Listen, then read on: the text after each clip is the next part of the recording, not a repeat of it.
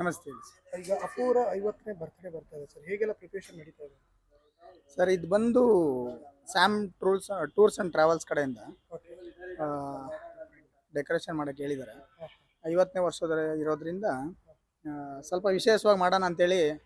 ಮೊದಲೆಲ್ಲ ಈ ಥರ ಮಂಟಪ ಎಲ್ಲ ಮಾಡಿಲ್ಲ. ಅವರು ನಮಗೆ ಫ್ರೀಡಮ್ ಕೊಟ್ಟಿದ್ದಾರೆ. ಅದರಿಂದ ನಾವೇನು ಮಾಡ್ತಾಯಿದ್ದೀವಿ, ಈಗ ಮಂಟಪ ಹಾಕಿ ಫ್ಲವರ್ ಎಲ್ಲ ಸ್ವಲ್ಪ ತುಂಬಾ ಚೆನ್ನಾಗಿ ಡೆಕೋರೇಷನ್ 50ನೇ ವರ್ಷದನ್ನ ಸ್ವಲ್ಪ ವಿಶೇಷ ಮಾಡಬೇಕು ಅಂತೇಳಿ ನಾವು ಪ್ರಯತ್ನ ಮಾಡ್ತಾ ಇದ್ದೀವಿ. ಇವಾಗ ತಾನೇ ಕೆಲಸ ಸ್ಟಾರ್ಟ್ ಮಾಡಿದ್ದೀವಿ. ಇನ್ನು ಇದು ಕೆಲಸ ಮಾಡ್ತಾ ಸ್ವಲ್ಪ ಇನ್ನು ಪ್ಲ್ಯಾನ್ಗಳೆಲ್ಲ ಚೇಂಜ್ ಆಗ್ತಾ ಇರುತ್ತೆ.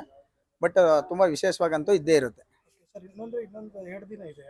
ಒಂದು ಅಥವಾ 2 ದಿನ. ಬಟ್ ಇವಾಗಲೇ ಪ್ರಿಪರೇಷನ್ ಮಾಡ್ತಾ ಇದ್ದೀರಾ ಅಂದರೆ ಒಂದು ದೊಡ್ಡ ಮಟ್ಟದಲ್ಲೇ ಮಾಡ್ತಾ ಇದ್ದೀರಾ ಅಂತ ಅನ್ಸುತ್ತೆ. ದೊಡ್ಡ ಮಟ್ಟ ಅನ್ನೋದಕ್ಕಿಂತ ಸ್ವಲ್ಪ ಇವಾಗ ಅವರು ಗುಡಿಯಲ್ಲಿ ಇರಬೇಕಾಗಿತ್ತು ದೇವ್ರ ಥರ.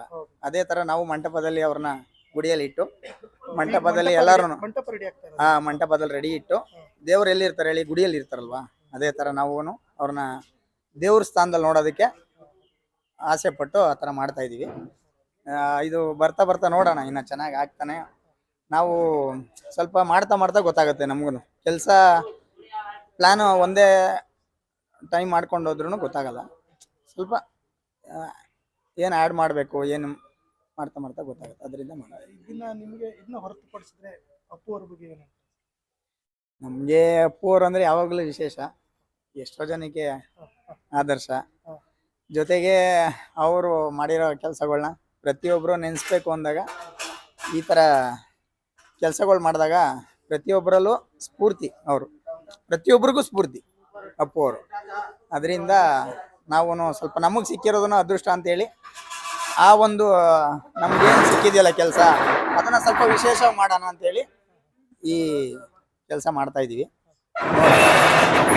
ಅಂದ್ರೆ ಸರ್, ಈಗ ಅವರು ಹೋಗಿ 3 ವರ್ಷ ಆಯ್ತು. ಹೌದು. ಅಂದ್ರೆ ಒಂದು ರೀತಿಯ ಅಂದ್ರೆ ತಡ್ಕೊಳಕ್ಕಾಗಲ್ಲ ಅಂತ ಒಂದು ರೀತಿ ನಮಗೆ ಇಲ್ಲಿ ಬಂದಾಗೆಲ್ಲ ಒಂದು ಫೀಲ್ ಕಾಡ್ತಾನೆ ಇರುತ್ತೆ.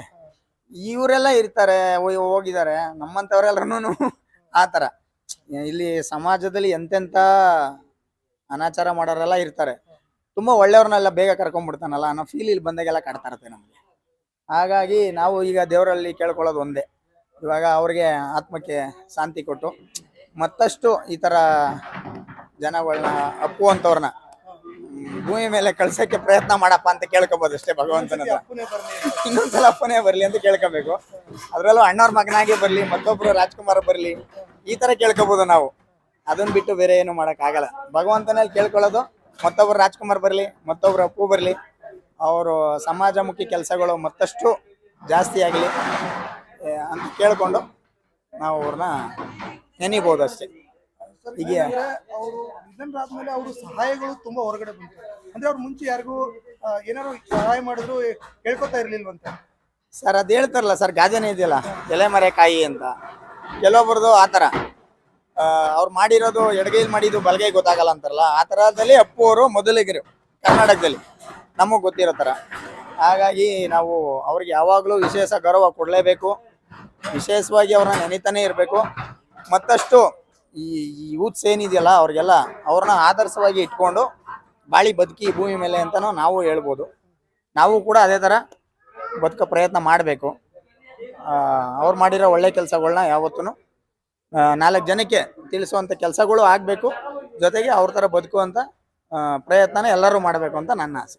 ಅವರು ವೈಯಕ್ತಿಕ ಜೀವನ ಬಿಟ್ಟು ಸಿನಿಮಾ ಜೀವನಕ್ಕೆ ಬಂದರೆ ಅವರು ಒಳ್ಳೊಳ್ಳೆ ಸಿನಿಮಾಗಳನ್ನ ಮಾಡಿದ್ದಾರೆ, ಫ್ಯಾಮಿಲಿ ಆಡಿಯನ್ಸ್ ನೋಡುವಂಥ ಸಿನಿಮಾಗಳನ್ನ ಮಾಡಿದ್ದಾರೆ.